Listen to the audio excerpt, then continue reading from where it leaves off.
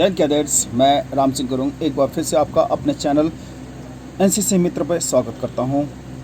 जैसा कि आपको मालूम है, इस वक्त बी और सी एग्ज़ाम्स की डेट लगभग तय है, तो इसी विषय में अभ्यास देने के लिए मैंने एक ये वीडियो तैयार किया है, जिसमें मैं बी से संबंधित 2018 के एक पेपर को सॉल्व करके बताऊँगा आपको कि किस प्रकार से इसमें पेपर आता है।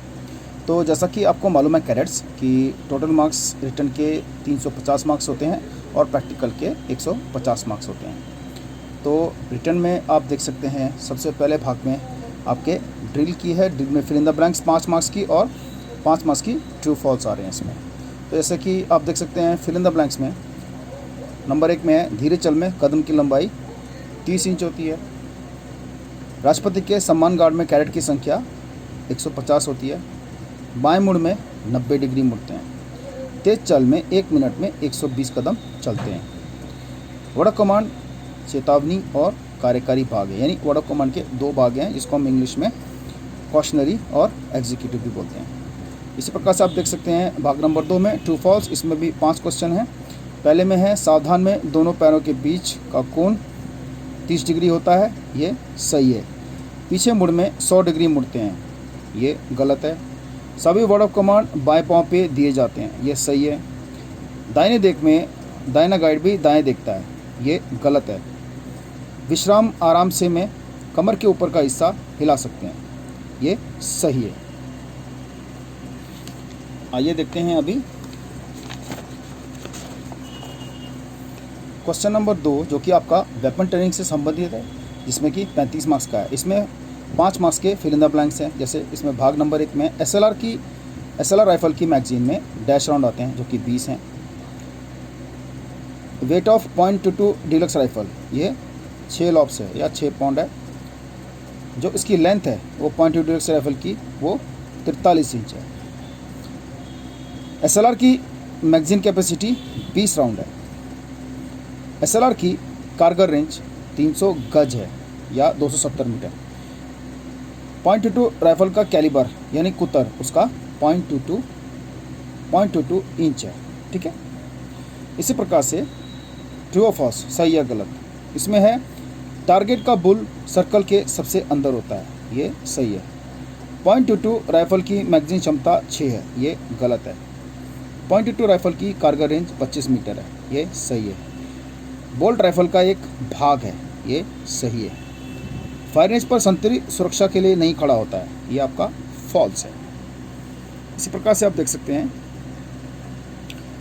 कैडेट द्वारा फायर किए जाने वाले टारगेट के नाम बताइए। तो इसमें 3 प्रकार के हम शुरू करते हैं। इसमें 1 बाय 1 टारगेट, ग्रुपिंग टारगेट जो कि एप्लीकेशन टारगेट, और स्नैप टारगेट मिनिएचर, और चौथा है आपका NRAI टारगेट। अब ये पूछ रहे हैं, जो कि बहुत आसान है, राइट डाउन या राइफल के 10 भाग लिखिए। तो 10 भाग में इन्होंने लिखा है बट प्लेट, बट सीलिंग, कड़ी, bolt, magazine, back side, safety catch, barrel, 4 side tip. जरूर नहीं है कि यही हो, आपको पता है, जिन्होंने भी इसमें ट्रेनिंग ली है उनको पता अच्छी तरह से, बहुत सारे भाग है, आप लिख सकते हैं। फिर ये पूछ रहे हैं कि राइट या राइफल के किन्हीं 5 हिस्से पुर्जों के नाम बताइए। तो इनका है बट प्लेट, बैरल, बोल्ट और मैगजीन, ये 5 मार्क्स का था। और फिर पूछ रहे हैं राइफल साफ़ करने का सही विवरण दीजिए, ये भी 5 मार्क्स का क्वेश्चन है। तो इसमें आपका पहले बैरल की सफाई, चैम्बर की सफाई, बोल्ट की सफाई, मैगजीन की सफाई, संगीन तथा संगीन केस यानी बैनेट और बैनेट केस की सफाई। और 7वां और अंतिम क्वेश्चन है इस भाग का, राइफल के कितनी जगह पर नंबर खोदे होते हैं। तो राइफल के देखिए आप 6 जगह पे होते हैं, बैनेट पे, 4 साइड के पास, ऊपर सीलिंग कड़ी के पास, बैक साइड के पास, बोल्ट नॉन लीवर पर, मैगजीन पर और बट प्लेट पर। अब पेपर के तीसरे भाग पे आते हैं, जो कि मिला जुला है, इसमें 5 मार्क्स का है। इसमें इन्होंने पूछा है उस समय के additional director general UP directorate, उनका पूरा नाम लिखिए।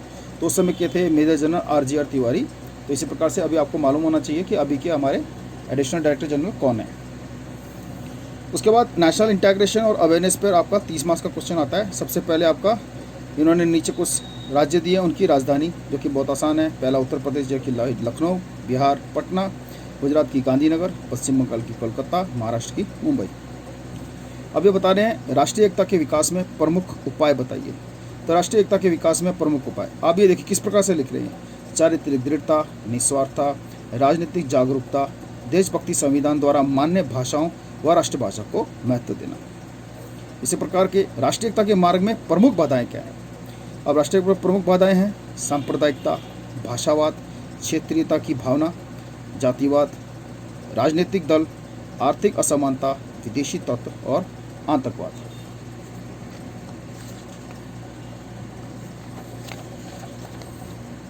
इसी क्रम में आगे बढ़ते हैं। तो ये पूछ रहे हैं राष्ट्रीय एकता से आप क्या समझते हैं। 5 मार्क्स का है। इसका आंसर है जब राष्ट्र के नागरिक सामूहिक भावना से प्रेरित होकर कार्य करते हैं, अपने हितों से राष्ट्र को सर्वोपरि मानते हैं तथा राष्ट्रीय मूल्यों तथा मान्यताओं के संबंध में एकमत होते हैं, तो उसे हम राष्ट्रीय एकता कहते हैं। राष्ट्रीय एकता एक मनोभाव है तथा निष्ठा और भक्ति की एक भावना है जिसका मुख्य केंद्र बिंदु राष्ट्र होता है। अब आगे फिल इन द ब्लैंक्स है या रिक्त स्थान की पूर्ति जो कि 10 मार्क्स का है। ये पूछ रहे हैं कि जैन धर्म में डैश और डैश में विभाजित हुआ है। तो श्वेतांबर और दिगंबर। गंगा और यमुना कहाँ से निकलती हैं। हिमालय से निकलती हैं। प्रथम स्वतंत्रता संग्राम डैश में हुआ था। 1857 साल में हुआ था। डैश का निर्माण शेरशाह जीटी रोड का निर्माण डैश ने करवाया था। शेरशाह सूरी ने। राष्ट्रगान के रचयिता डैश हैं। रविंद्रनाथ टैगोर। भारत में डैश ऋतुएं होती हैं। 4 ऋतुएं होती हैं। प्रधानमंत्री जी का पूरा नाम जाहिर है नरेंद्र दामोदर दास मोदी है। भारतीय संविधान डैश को लागू किया गया था, यानी डेट को 26 जनवरी 1950 को। इसी प्रकार से भारत के वर्तमान राष्ट्रपति जो कि उस समय थे श्री प्रणब मुखर्जी थे। और उत्तर प्रदेश में मंदिरों का शहर डैश को कहते हैं, मथुरा कहते हैं। अब आपका आता है पर्सनैलिटी डेवलपमेंट और लीडरशिप। ये 65 मार्क्स के इसमें क्वेश्चन है। तो इसमें आपका देखिए पहला 10 मार्क्स का है। आप अपने व्यक्ति का किस प्रकार निखारेंगे। इसका आंसर है 1 आत्मनिर्भर बनकर, 2 आशावादी विचारों को सोचकर, 3 प्रसन्नचित्त होकर, 4 अपने बातचीत के तरीकों अच्छा करके, 5 अपने कामों में समयबद्ध रहें, 6 हमेशा के अच्छे कार्यों को प्रोत्साहित करना, 8 हिम्मत से अपने कार्यों को करना। इसी प्रकार से दूसरा क्वेश्चन वो भी 10 मार्क्स का है। भारतीय नागरिक के कौन से मूल अधिकार हैं। तो आप देख सकते हैं समानता का अधिकार, स्वतंत्रता का अधिकार, शोषण के विरुद्ध अधिकार, धार्मिक स्वतंत्रता का अधिकार, सांस्कृतिक और शिक्षा संबंधी अधिकार और संवैधानिक उपचारों का अधिकार। सेना की प्रथाओं से आप क्या समझते हैं। ये भी 10 मार्क्स का क्वेश्चन है। इसका आंसर है यह वह लिखित तथा अलिखित कानून है जिसको तीनों सेनाओं में प्रयोग किया जाता है। ये प्रथाएं सभी रैंक कर्मियों द्वारा हर समय अपनाई जाती हैं। ये एक प्रकार की परंपरा है जो आदतों में शामिल है। राष्ट्रगान के समय सावधान की मुद्रा में खड़े होना भी एक प्रकार की प्रथा है। महिलाओं को सम्मान देना भी प्रथाओं में शामिल है। अनुशासन से आप क्या समझते हैं। 5 मार्क्स। अनुशासन से तात्पर्य सैनिक संगठन एवं प्रशासन संबंधी भावनाओं, नियमों एवं कानूनों को मानने एवं अनुकरण करने से संबंधित है। फिर 5वां क्वेश्चन है 5 मार्क्स का। मूल्य क्या है। मूल्य एक प्रकार का सामाजिक पैमाना है जिसके आधार पर हम किसी व्यक्ति के व्यवहार, गुण, साधन, लक्ष्य आदि में उचित अनुचित, अच्छा बुरा ठहराते हैं। फिर 5 मार्क्स का 6वां क्वेश्चन है प्रेरणा यानी मोटिवेशन से आप क्या समझते हैं। प्रेरणा व्यक्ति की वह अंतर्निहित शक्ति है जो व्यक्ति को क्रिया करने की प्रेरणा देती है। प्रेरणा व्यक्ति व्यवहार में उद्देश्य की दशा निर्धारित कर देती है। प्रेरणा 2 प्रकार की होती है, जन्मजात प्रेरणा और अर्जित प्रेरणा। फिर 7वां क्वेश्चन है 5 मार्क्स का। नेतृत्व कितने प्रकार के होते हैं। नेतृत्व 3 प्रकार के होते हैं, ऑटोक्रेटिक यानी तानाशाही, डेमोक्रेटिक यानी प्रजातांत्रिक और आपका लीजस फेयर यानी हस्तक्षेप वाली। और इसमें है 8वां क्वेश्चन नागरिकता क्या है जो कि 5 मार्क्स का है। नागरिकता नागरिकों के जीवन की वह दशा है जिसमें व्यक्ति को किसी राज्य का सदस्य होने के नाते सामाजिक एवं राजनीतिक दोनों प्रकार के अधिकारों के उपभोग का अवसर प्राप्त होता है।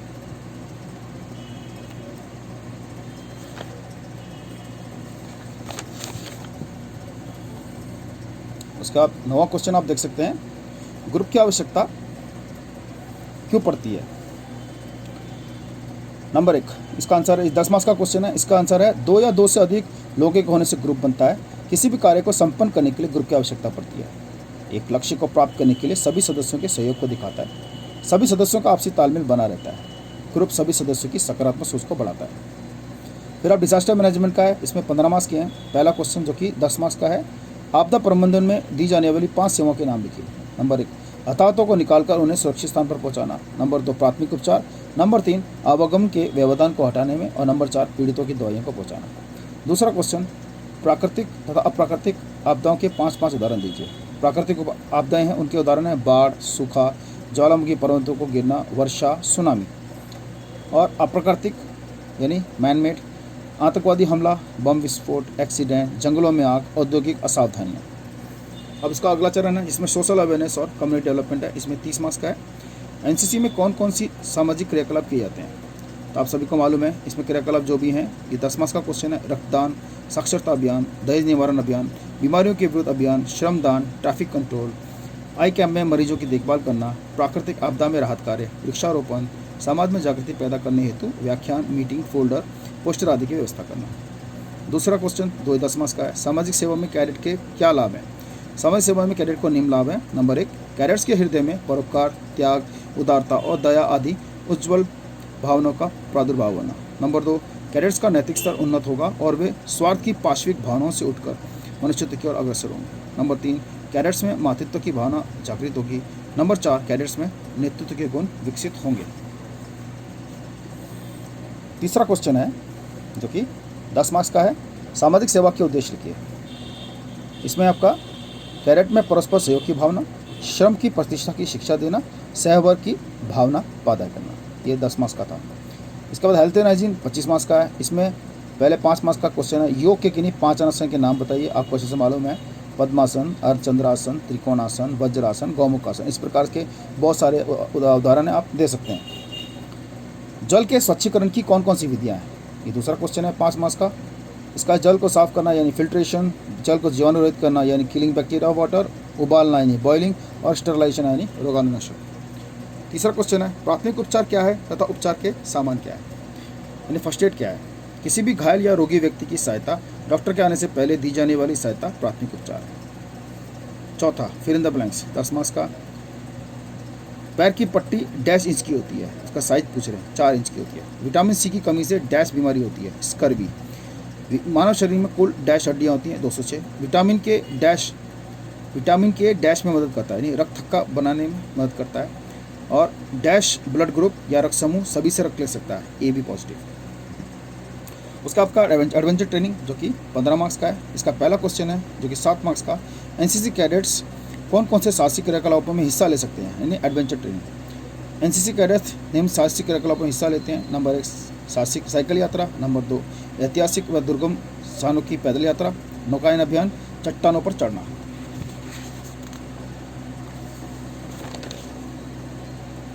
इसी प्रकार से एडवेंचर कोर्स, बर्फ पर सरकना, पर्वतारोहण, पैराशूट से कूदना।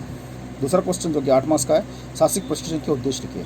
आत्मविश्वास पैदा करना, साहस की भावना पैदा करना, लक्ष्य प्राप्त करने की क्षमता बढ़ाना, नेतृत्व के गुणों का विकास करना, साहसिक क्रियाकलाप में रुचि बढ़ाना। अब अगला जो भाग है वो एनवायरमेंट अवेयरनेस और कंजर्वेशन का है जो कि 10 मार्क्स का है। प्रदूषण को रोकने के कोई 5 उपाय बताइए।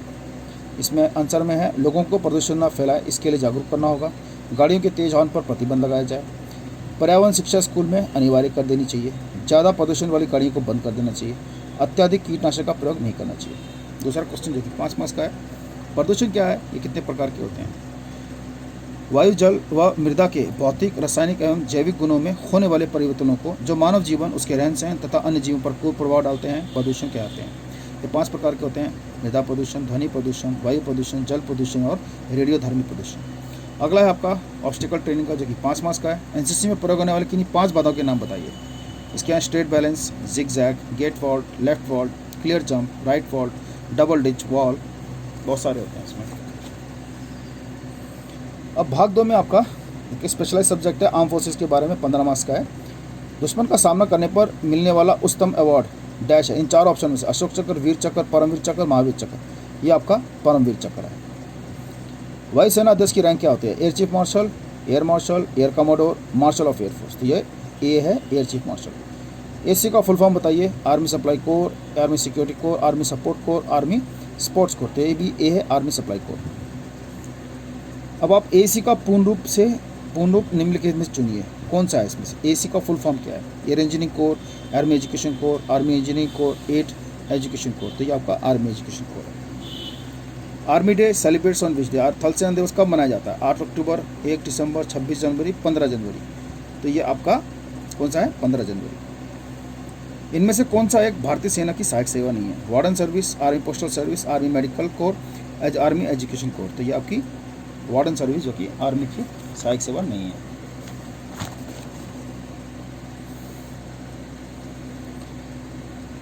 आरवीसी का पूर्ण रूप से यानी आरवीसी का फुल फॉर्म बताइए। Remote and veterinary core, remote and vigilance core, remote and village core, rewards and veterinary core. तो आपका भाग ए है रिमोट और वेटरनरी कोर। अच्छा, क्वेश्चन है तीसरा फिर आपका कमांड हेडक्वार्टर कितने हैं? 7, 4, 5, 9। तो ये आपके 7 हैं।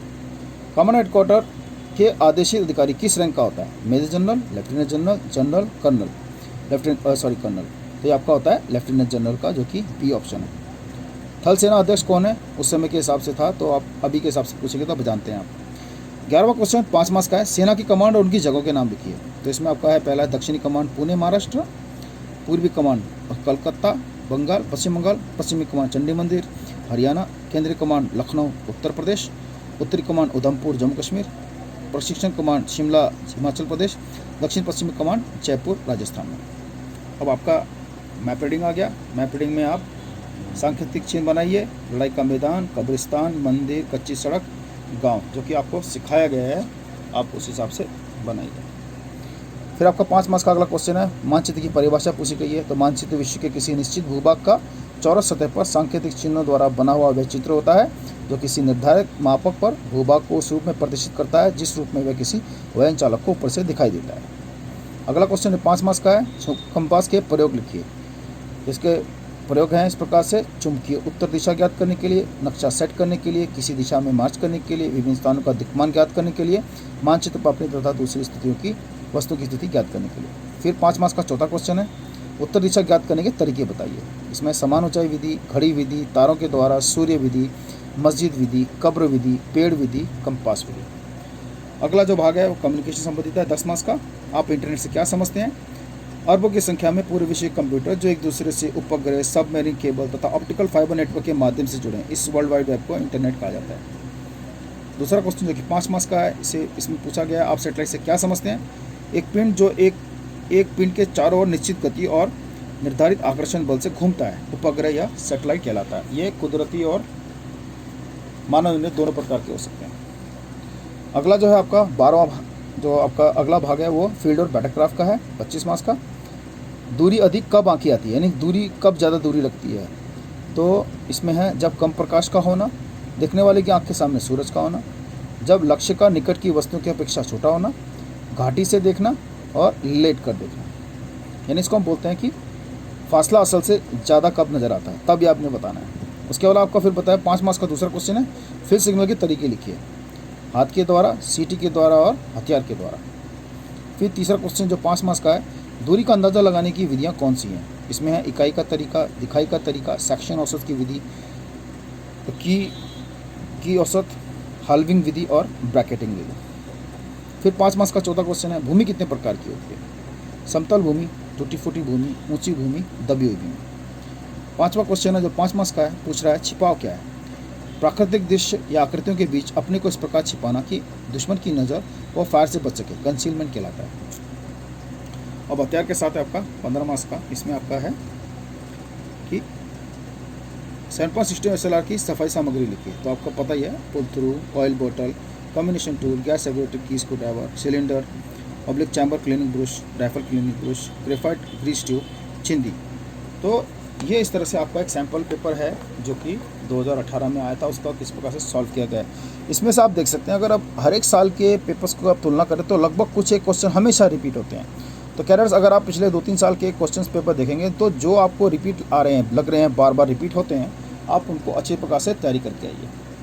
हमारी शुभकामनाएं आपके साथ हैं। अगर आपकी किसी प्रकार की क्वेरी है, क्वेश्चन है, तो आप हमारे यूट्यूब चैनल NCC मित्र पर अपने सवाल पूछ सकते हैं। साथ ही आप सभी से अनुरोध है, इस चैनल को अधिक से अधिक लाइक और सब्सक्राइब करें। आपके सुझावों का हमें इंतजार रहेगा ताकि हम अपने चैनल को और अच्छा कर सकें। आपके आने वाली परीक्षाओं के लिए हमारी तरफ से शुभकामनाएं। जय हिंद, जय भारत।